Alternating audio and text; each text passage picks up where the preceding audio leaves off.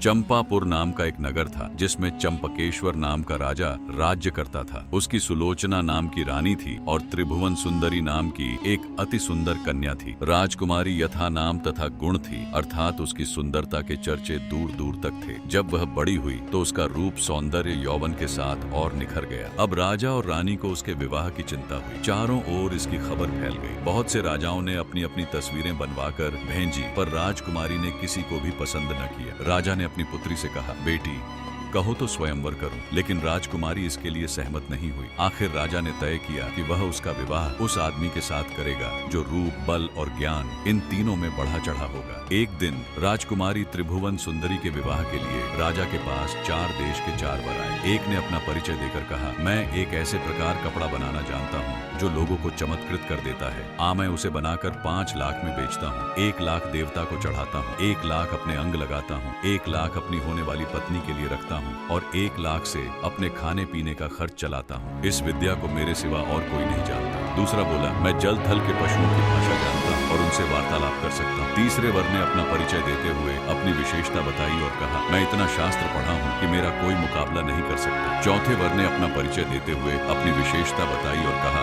मैं शब्द वेदी बाण चलाना जानता हूँ। चारों की बातें सुनकर राजा सोच में पड़ गया। वे चारों युवक रूप सौंदर्य में भी एक से बढ़कर एक थे। उसने राजकुमारी को बुलाकर उनके गुण और रूप का वर्णन किया, पर वह चुप रही। उसने किसी भी वर के लिए अपनी सहमति नहीं प्रदान करी। राजा के सामने फिर एक गंभीर संकट था। अपनी कथा को इतने पर ही रोकते हुए बेताल राजा विक्रमादित्य से बोला, राजन तुम बताओ कि राजकुमारी किसको मिलनी चाहिए थी। राजा विक्रमादित्य बेताल से बोले, जो युवक कपड़ा बनाकर बेचता है वह कर्म से शूद्र है, जो पशुओं की भाषा जानता है वह ज्ञानी है, जिस युवक ने शास्त्र पढ़ा है वह कर्मानुसार ब्राह्मण है, पर जो शब्द वेदी बाण चलाना जानता है वह क्षत्रिय है। अतः वही राजकुमारी का सजातीय है और उसके योग्य है। राजकुमारी उसी को मिलनी चाहिए थी। राजा विक्रमादित्य के उत्तर से बेताल अति प्रसन्न हुआ, परंतु अपनी प्रतिज्ञा का हवाला देते हुए बेताल वहां से गायब